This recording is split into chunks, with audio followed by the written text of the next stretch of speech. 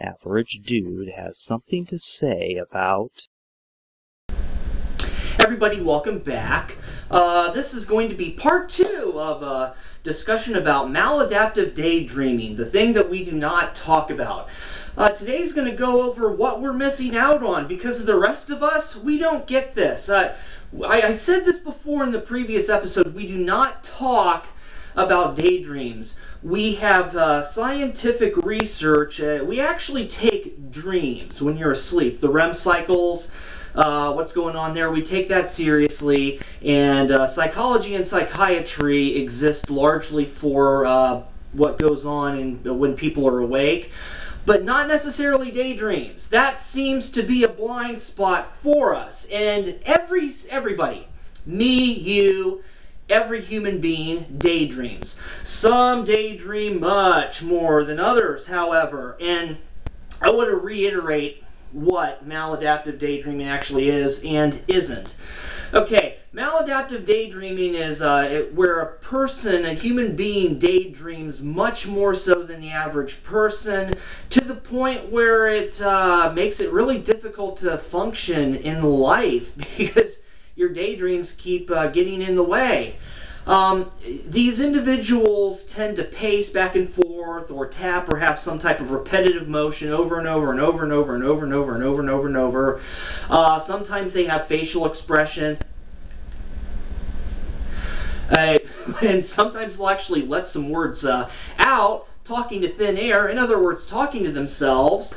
But something that I have to go over once again. These people are not schizophrenic.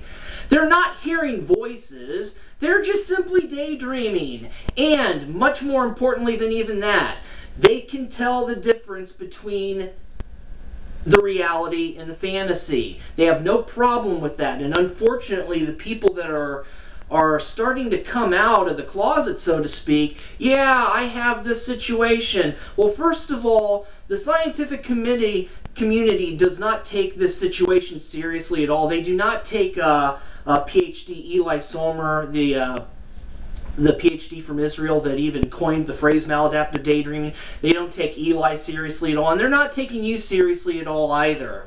And some people are doing it for attention. I would really recommend not doing that because if you, all of us have grown up and we have seen people that have, well, had their heads in the clouds too much, and they tended to be loners.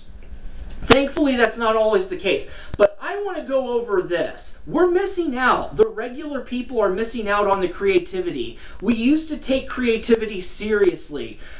People like Mozart were so ridiculously creative. His dad was a composer, and then he stopped because he realized that his son, as a little frickin' kindergartner, was much better than he would ever be. And so he decided to sit his son down and have Mozart do nothing but create. Actually put in front of a musical instrument. And that's what you need to do. Give them an outlet. Okay, let's differentiate between the people that are capable of hiding this really well and those who can't. The first group, they have an easier time forming relationships with other people because they're capable of keeping it hidden. Their daydreams are a little bit more difficult to figure out. Let's just say that you're with your friend. You invited your friend over to your apartment. You're on the second or third floor or whatever, and you're going up the stairs, and you're talking to your friend, and your friend isn't responding. You're like, hey, you hear what I'm saying? And they're not, you can't really tell that they're daydreaming, but you know what? Chances are they probably did doze off. Some of these people may very well have maladaptive daydreaming. They're just capable of hiding it really well. But you want to, most of what we're missing out on. Okay, well, let's just go over this. Part of the reason why you know what, there's nothing partial about this. It's the main reason why it took over a week for me to do this part 2. Was to contact some people that were actually willing to discuss what has been the case for them. I'm not mentioning any names because I am not interested in. I'm not going to humiliate individual people, but we'll just say, okay, you're in your 20s and you've been invited. You're going up the stairwell, and all of a sudden you start to zone out, and you're having a daydream about being at someone's home for the first time, and this person is telling you about the stairwell. You're going up the stairs, and there's a ghost, a lady, a shadowy lady that comes, and once you hit a certain stair, appears and then rushes over to get right. It's in your peripheral. And once you are off that stair and onto the next one, it's over, and you think, wow, what was that? And so you try to go back down the stairs, but it never happens again. It only happens that one time, and supposedly the woman who used to live there died, and her ghost is there to check out anyone who goes upstairs to where the bedrooms are. But at this point, you're interrupting the daydream. Hey, are you paying attention? Well, there goes that. Okay, you want to know what? It's pretty interesting to be friends with these people. This kind of stuff would make really good campfire stories. I mean, late at night, you're out on the on the campgrounds together, huddled around. You got a campfire going, and you always rely upon those people who have good stories. Well, people who have maladaptive daydreaming disorder have really good stories to tell. They just pull them right out of their hind ends, out of thin air. A completely new story that nobody has ever heard of. We are missing out. But for the most part, we identify the others. Those who cannot keep it hidden. Those, and they tend to be discovered when they're kids. All of us have seen these kids where they are alone, playing in their yard. You're walking down the sidewalk and you see that they're mumbling to themselves, and they're obviously in La La Land. These poor kids tend to end up being loners. They don't socialize really well because the rest of us think that they're weird. Well, I'll tell you what. I actually got the lowdown on someone who grew up down the block from me. He used to play basketball, and here's what if you were walking down the sidewalk and you saw this kid, this little boy, bouncing the basketball and muttering to himself, you want to know what was going on? Well, I'll tell you what was going on. It's actually pretty interesting. What was going on in this kid's head was he's in the NBA playoffs. In the NBA playoffs, it's not just one game. It's the best of a certain number of games. And he and his team are right at the end. And you have, let's say, the star players, Terry and Gary. And they just finished the last game against the awful team known as the Flintstones. Yes, I'm going to repeat that. The Flintstones. Fred and Barney are horrible competitors. They lie, they cheat, and and you have this play-by-play, this detailed playing out of the game. But what we see when we're walking down the sidewalk is a kid,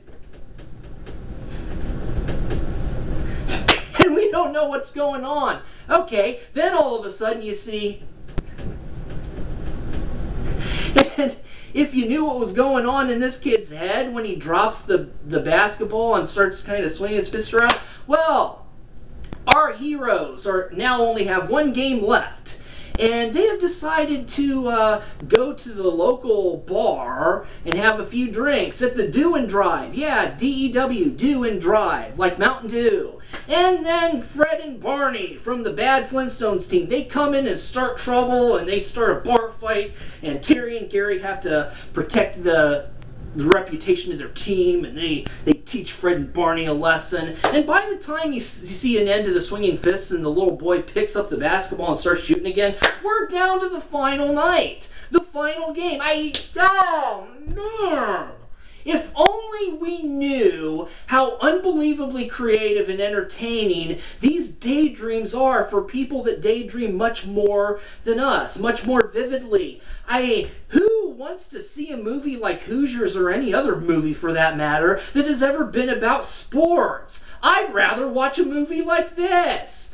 You have very detailed characters, you feel for them, you know exactly why the protagonists are good and why the bad guys are bad.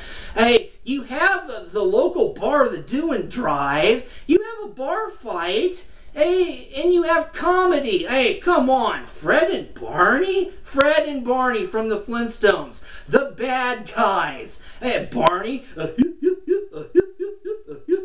Fred,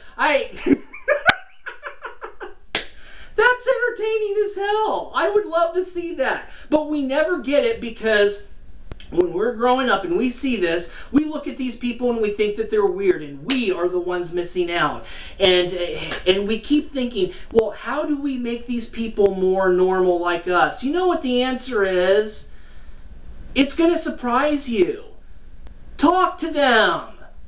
Be friends with them. Don't let them, because if you treat them like they're weird and do not actually hang out and do things with them, they tend to stay in the daydream realm a little too much, and they never really adapt to social situations. They don't know how to handle their peers, their friends, or adults for that matter. And we're all missing out. They're missing out, and so are we. The stories, the fun that we could be enjoying with them. Hey, that's what you do. You talk to them, you include them, and you don't have to treat them weird. Just treat them like they're creative and be like, hey, let us in on it. Tell us a story. Hey, just celebrate it. That's a good thing, because these people are not just ordinary. Many of them are extraordinary. Mozart was anything but ordinary. He pulled music that we're still studying today out of his wazoo like that. We hear every now and then of these kids who are child prodigies and they are cut above everybody else. But it's because they were properly socialized, and much more importantly than that, adults treated it seriously. Their parents, their teachers, adults gave them something to focus that creativity, and that is critical to taking someone who could be a social misfit into someone who could be a very productive member of society. Give them focus. If it's music that's going on in their heads that they can't stop, give them an instrument. Let them create the music. Give them clay and that turning wheel or spinning wheel or whatever. Let them sculpt. If they have a picture in their head, give them paints and a canvas. If they have stories going on, let them write the stories down. Encourage them to do it. We are missing out on a whole lot of good stuff, people. But we don't talk about creativity. We don't like talking about daydreams. Why? I will go over that in the next episode. Everybody, take care.